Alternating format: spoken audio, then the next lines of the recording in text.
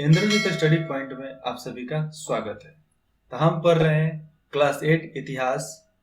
तीसरा पाठ है ग्रामीण क्षेत्रीय पर शासन चलाना, भाग 2। भारत में ब्रिटेन की बढ़ती दिलचस्पी। हम भाग 2 में जानेंगे कि किस तरह ब्रिटेन की दिलचस्पी भारत में बढ़ी और क्यों बढ़ी।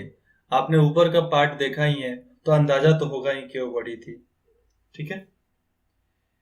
ब्रिटेन में इसलिए बढ़ गई क्योंकि वहां पर नील की जरूरत थी, क्योंकि कपड़ा रंगने के लिए नील चाहिए और नील कहाँ से मिलेगा, बाकी सब तो दे नहीं पा रहे थे उतना स्रोत, तो दूसरा स्रोत तलाशने के लिए भारत की तरफ देखा गया। यूरोपीय कारोबारी भारत को देखे कि भारत से ही अब हमें नील मिल सकता है। यूरोप में नील की बढ़ती मांग को देखते हुए ईस्ट इंडिया कंपनी भी भारत में नील की खेती बढ़ाने के रास्ते बढ़ाने लगी। मतलब नील की खेती के लिए वो कुछ ना कुछ तो करेंगे ना कि हिंदुस्तान में नील की खेती कैसे करवाएं, क्योंकि जमीन बंजर पड़ जाता था जब एक बार नील की खेती हो जाएगी। समझ लो कि इस साल हम नील की खेती किए हैं तो हमें 2 साल इंतजार करना पड़ता था। एक साल में नील होता था, एक साल जमीन को फिर से उपजने में, और एक साल उसके अगले बार में नील की खेती फिर से होता था। वो जमीन इसी तरह पड़ती का पड़ती ही रह जाता था। ग्रामीण क्षेत्रीय पर शासन चलाना। 18वीं सदी के आखिरी दशकों से ही बंगाल में नील की खेती तेजी से फैलने लगी थी। बंगाल में पैदा होने वाला नील दुनिया के बाजारों पर छा गया था। 1788 में ब्रिटेन द्वारा आयात किए गए नील में भारतीय नील की हिस्सा केवल 30% था। 30%। जो यूरोप में गया था, ब्रिटेन में जो गया नील, उसका प्रतिशत कितना था? 30। 1810 में ब्रिटेन द्वारा आयात किए गए नील में भारतीय नील का हिस्सा था 95%, एकदम पूरा 90+। 95% हो चुका था। जैसे जैसे नील का व्यापार फैला, कंपनी के अफसर और व्यावसायिक एजेंट नील के उत्पादन में पैसा लगाने लगे और बहुत सारे लोग नील में पैसा लगाने लगे थे। ठीक है। उसके बाद है समय बीतने के साथ कंपनी के बहुत सारे अधिकारियों ने नील के अपने कारोबार पर ध्यान देने के लिए अपनी नौकरियां छोड़ दी, और बहुत सारे अधिकारी जो थे, जो ईस्ट इंडिया कंपनी के थे, वो अपनी नौकरी छोड़ दिए क्योंकि नील पर ध्यान देना था, नील की खेती पर। ये चित्र देखो, ध्यान से देखो इस चित्र को। ठीक है, देख लिए, इसके बारे में बताता हूं थोड़ी देर में। भारी मुनाफे की उम्मीद में स्कॉटलैंड और इंग्लैंड के बहुत सारे लोग भारत आए और उन्होंने नील के बागान लगा दिए।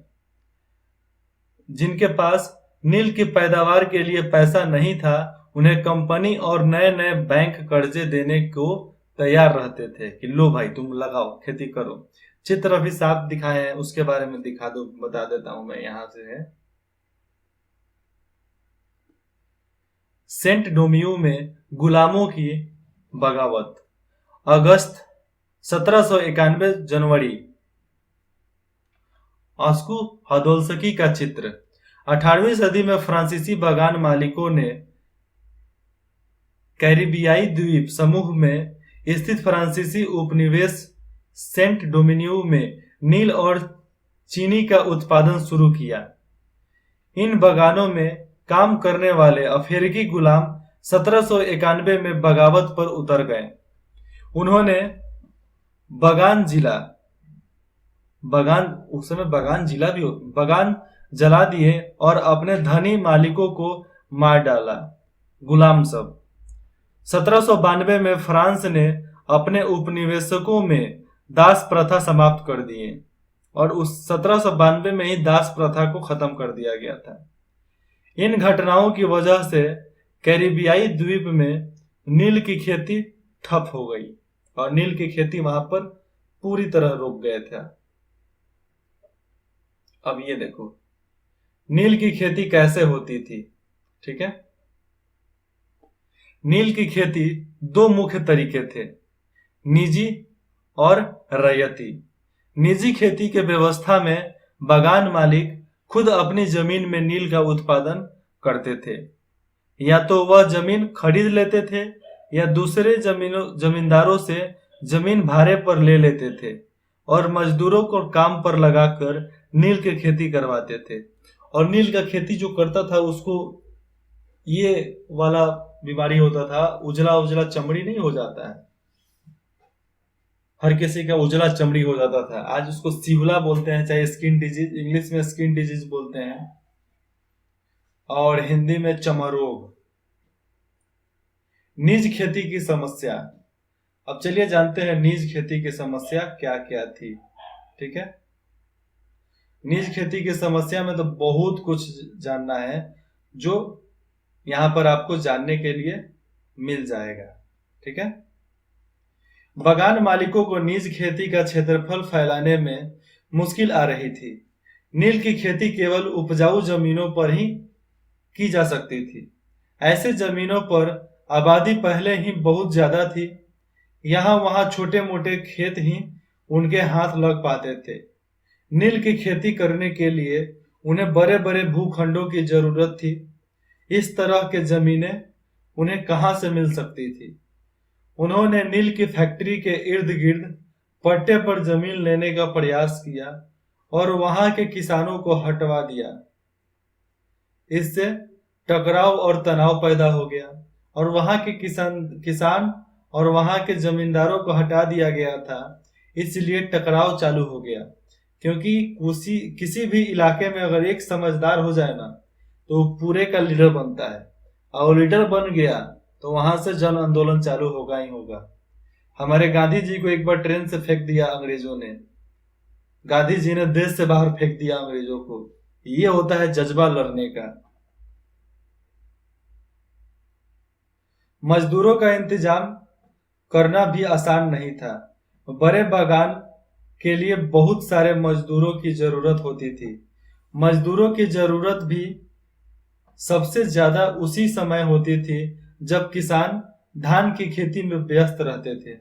और जब धान की खेती होती थी उसी समय नील का ही खेती होता था, चाहे कटाई हो चाहे बुआई हो।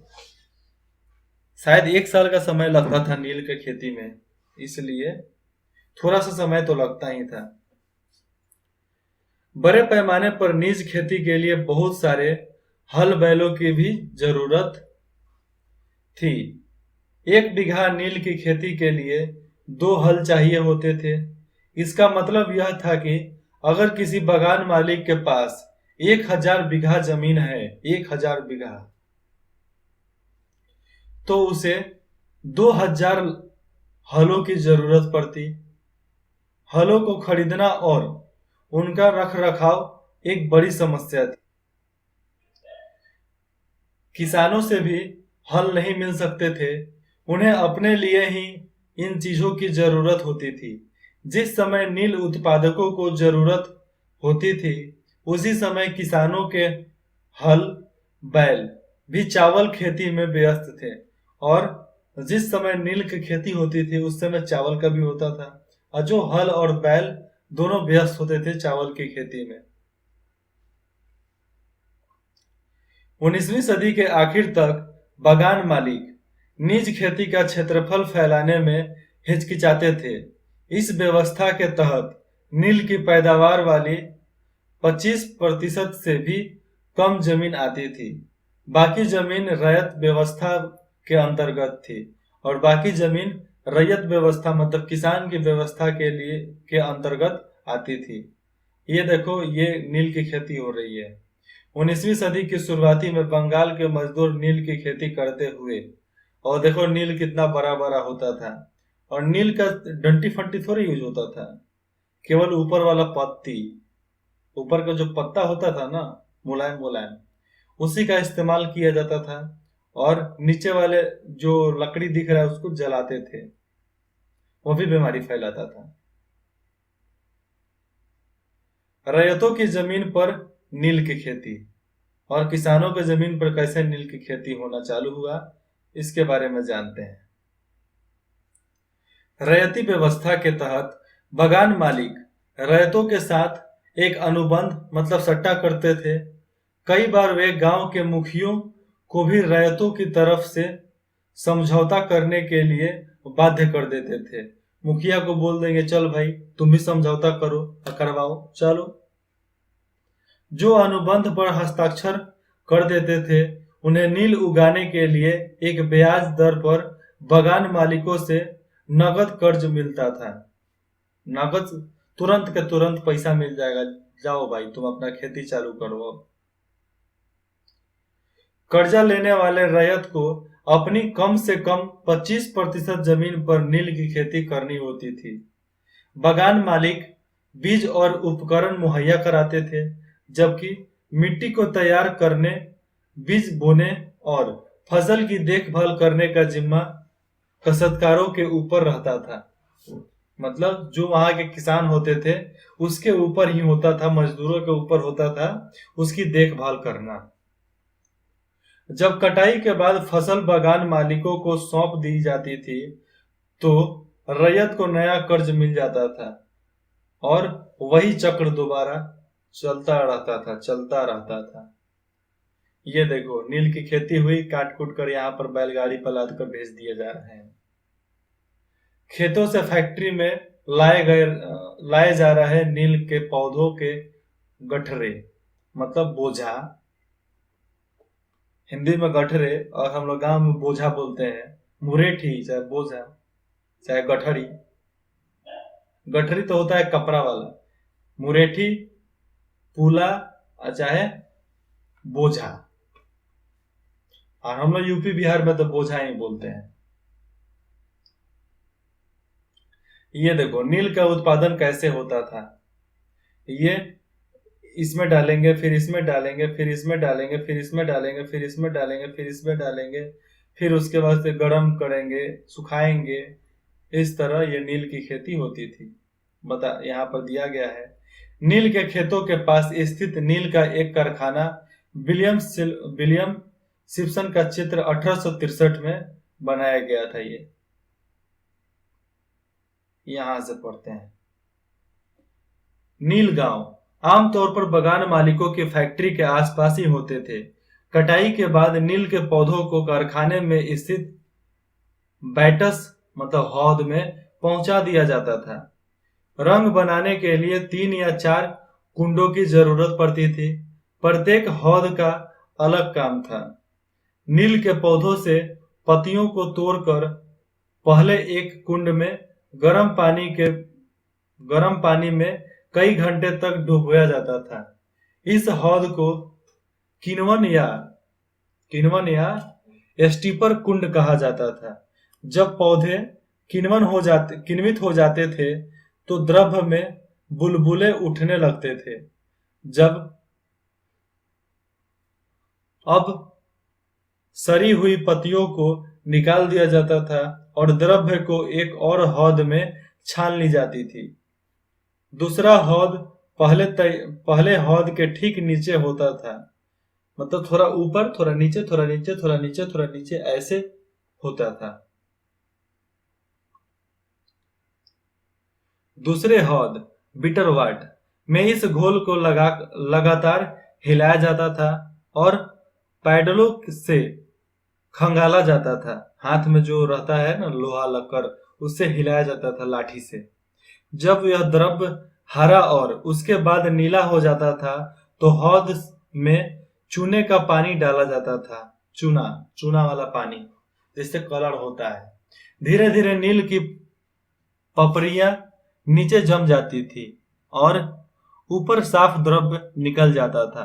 द्रव्य को छानकर अलग कर लिया जाता था और नीचे जमीन नील की गद्दा, उसका जो गाद होता था, नील की लुगदी को दूसरे कुंड जिसको बोलते थे निथारण कुंड में डाल दिया जाता था।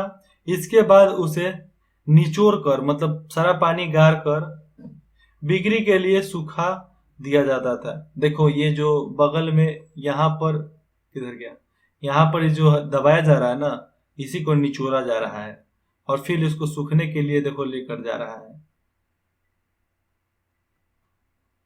ये देखो, यहाँ पर उत्पादन की आखिरी व्यवस्था को देख सकते हैं। दबाकर सांचे में डाल दी गई नील की लुगदी को काट कर मजदूर उन पर मुहर लगा रहा है। पीछे वाले हिस्से में एक मजदूर इन टुकड़ों को सुखाने के लिए ले जा रहा है। देखो पीछे वहां पर ले जा रहे हैं। और ये जो खड़ा है हौद में घोल हिलाने वाला, और देखो जो नाव वाला पट्टा होता था ना, वैसे ही ये हाथ में लिया है वाट, और इससे ये हिलाता था। शुरू हो जाता था। जो किसान पहले इन कर्जों से बहुत आकर्षित थे, उन्हें जल्द ही समझ में आ गया कि यह व्यवस्था कितनी कठोर है। उन्हें नील की जो कीमत मिलती थी वह बहुत कम थी, और कर्जों से जो उसका कर्जा होता था, कर्जों के सिलसिला अभी खत्म ही नहीं होता था। मतलब कभी खत्म होने वाला ये सिलसिला नहीं था। समस्याएं और भी थी। बागान मालिक चाहते थे कि किसान अपने सबसे बढ़िया खेतों में ही नील की खेती करें, लेकिन नील के साथ परेशानी यह थी कि उसके जड़ें बहुत गहरी होती थी और वह मिट्टी के सारी ताकत खींच लेती थी। नील की कटाई के बाद वहां धान की खेती नहीं की जा सकती थी और उसको पड़ती छोड़ना पड़ता था। नील विद्रोह और उसके बाद, उससे पहले हम ये स्रोत पढ़ लेते हैं, ठीक है। नील गांवों का एक गीत। संघर्ष के लक्षण में लोग एक दूसरे के उत्साह बढ़ाने और सामूहिकता का भाव पैदा करने के लिए अक्सर गीत गाते थे। इस तरह के गीत से हमें उनकी भावनाओं का पता चलता है। नील विद्रोह के दौरान बंगाल के निचले इलाकों में ऐसे बहुत सारे गीत सुनाई देते थे, जिसमें एक गीत का प्रकार था। देखो कैसा गीत होता था। मौला हाथी के बगान मालिक की लंबी लंबी लाठियां दूर दूर दूर इकट्ठी पड़ी है। मौला हाथी के बगान मालिक की लंबी लंबी लाठियां दूर इकट्ठी पड़ी है। कोलकाता के बाबू इस बड़ी लड़ाई को देखने के लिए नवाबों के जरिए पहुंच चुके हैं। इस बार तो सभी रैयत तैयार हैं, वे चुपचाप मार नहीं सकेंगे। अब की तो सब तैयार है, अब मार नहीं सकेंगे। अब वे बिना लाठियों का मुकाबला किए अपनी जान नहीं गंवाएंगे। अब ये लड़ने के लिए तैयार हो गए थे। मार्च 1859 मतलब 1859 में बंगाल के हजारों रैयतों ने नील की खेती से इनकार कर दिया। जैसे जैसे विद्रोह फैला, रैयतों ने बगान मालिकों को लगान चुकाने से भी इनकार कर दिया। वे तलवार, भाले और तीर कमान लेकर नील की फैक्ट्री पर हमला करने लगे। औरतें अपने बर्तन लेकर लड़ाई में कूद पड़ी। हल्ला हो, मतलब कोई तलवार, कोई बर्छी, कोई छुरी, कोई चाकू, कोई कढ़ाई छोलनी लेकर चल दे रहा है। बगान मालिकों के लिए काम करने वालों का सामाजिक बहिष्कार कर दिया गया। मतलब जो गांव में रहकर बगान मालिकों के काम करते थे, उनका भी बहिष्कार कर दिया गया। बगान मालिकों की तरफ से लगान वसूली के लिए आने वाले गुमासत, मतलब उनके गुलाम, चाहे उनके चापलूस नौकर, जो उनके एजेंट थे, उनकी पिटाई की गई। रैयतों ने कसम खा ली कि न तो वे नील की खेती के लिए कर्जा लेंगे और न ही बगान मालिकों के उनके लाठी मारने वालों से, लाठीधारी गुंडों से डरेंगे। ना ही लाठियालों चाहे लाठीधारी वालों गुंडों से डरेंगे। अब सर कटा सकते हैं लेकिन सर झुका सकते नहीं, इनकलाब जिंदाबाद, ऐसे नारे लगने लगे थे। और इनकलाब का नारा तो ये 1920 के बाद लगा है। नील के किसान चुप बैठने को तैयार नहीं थे। क्यों? उन्हें बगावत की ताकत कहां से मिली? इसमें कोई शक नहीं कि नील की खेती अत्यंत दमनकारी थी, मतलब बहुत खतरनाक था। लेकिन जो लोग दबे होते हैं वे हमेशा बगावत नहीं करते। ऐसा कभी कभी ही होता है। देखो, गुस्सा अंदर ही रखो, अंदर ही रखो, अंदर ही रखो, एक दिन जरूर फूटेगा। गुस्सा जब भी आए उसको अच्छे काम पे लगा दो, उसको अच्छे ड्यूटी पे लगा दो। चल भाई तुम लग जाओ।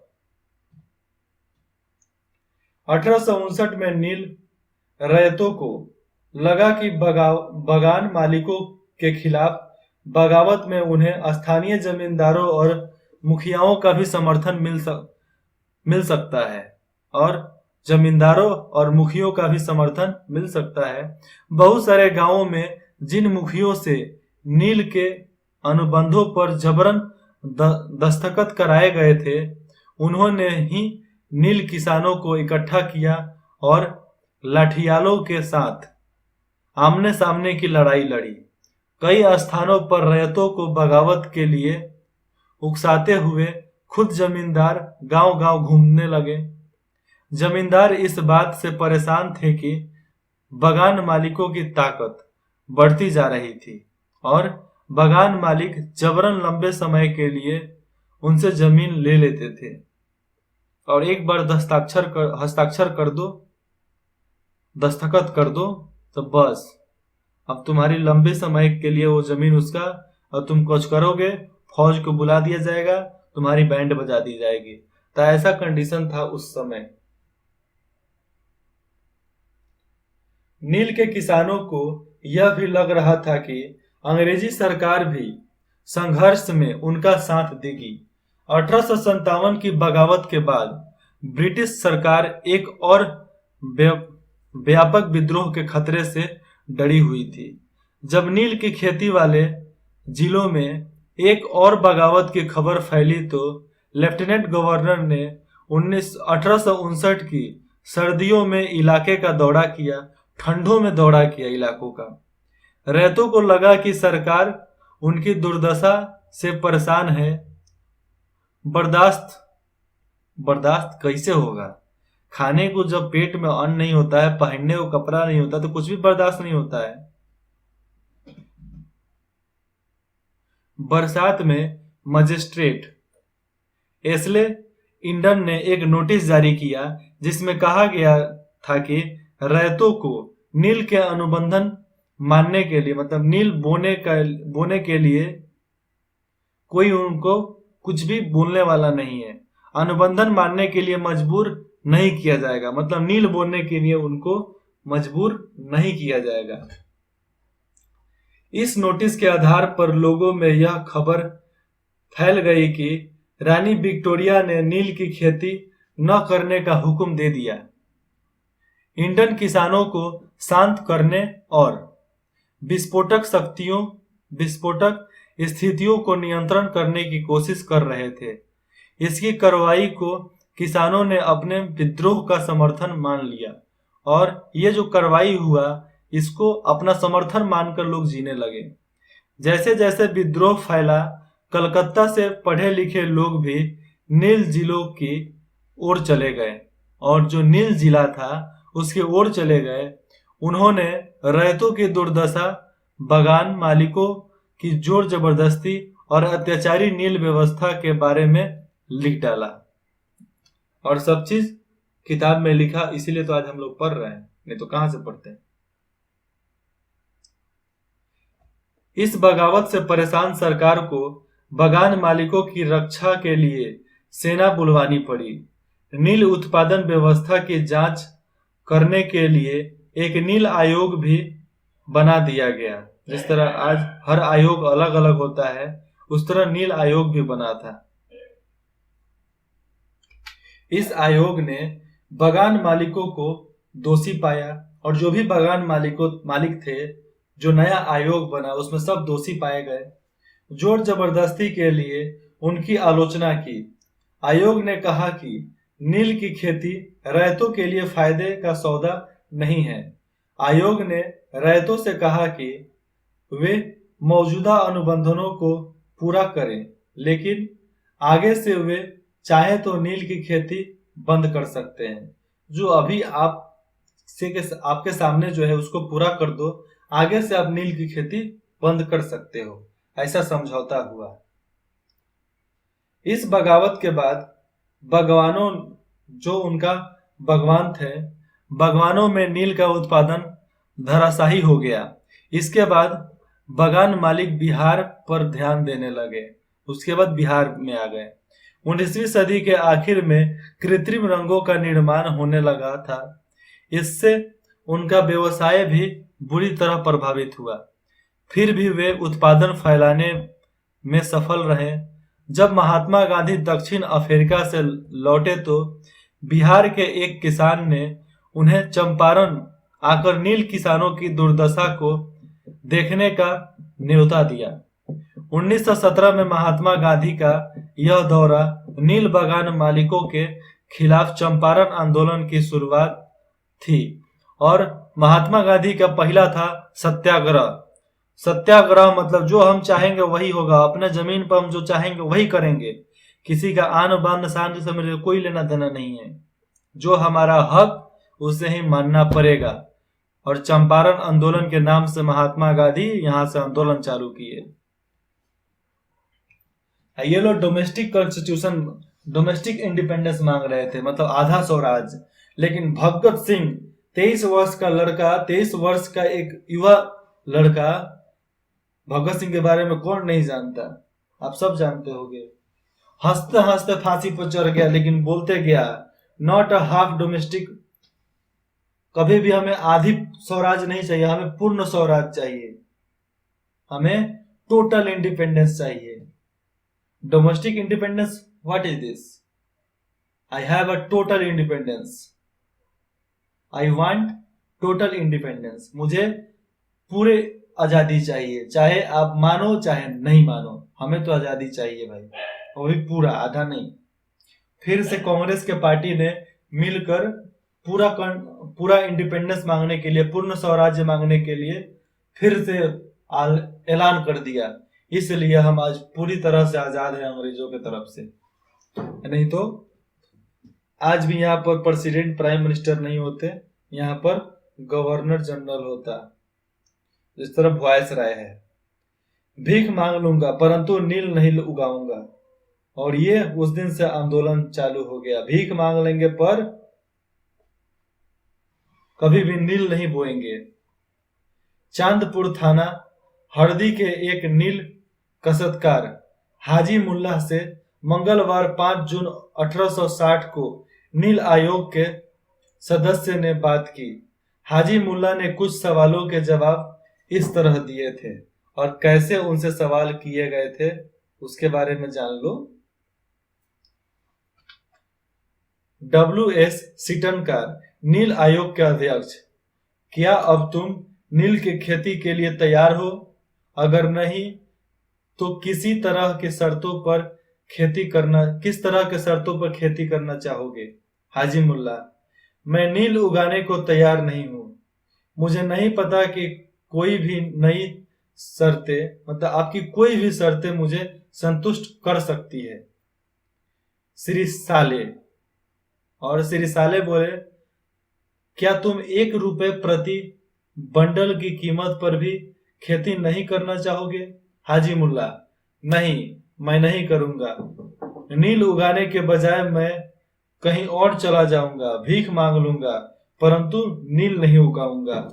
और ये हुआ था नील आयोग रिपोर्ट खंड 2, सबूतनामा पृष्ठ संख्या 667 में। और ये किस दिन हुआ था आयोग? 5 जून 1860, 5 जून 1860।